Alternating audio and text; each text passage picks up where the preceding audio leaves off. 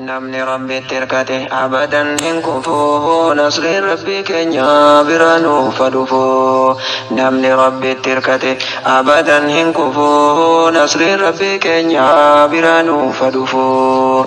Assalaamu alaykum hundumti keessanii isin atiffatu Khaliqni keessanii dubbii sabanammaa kana dhageessanii maqaatti moggaasan haaraa fakkeessanii duraan dubbatanii nabiyyiin keessanii xaa'uunii jedhama maqaa dhageessanii adaaba rabbiitii jedhan fakkeessanii yoo isinitti dhufe biyyuma keessanii keessaan baqatinaa hamma dandeessanii rahmatan lilmuuminiin jedhan dhageessanii rabbitti asabadhaa jazaan keessanii qadara rabbiitii yoo dhufe keessanii shahiida jedhama ajiriin keessanii itti fakkeessanii akkanatti nafuu nasri rabbii keenya biraa nuuf dhufu.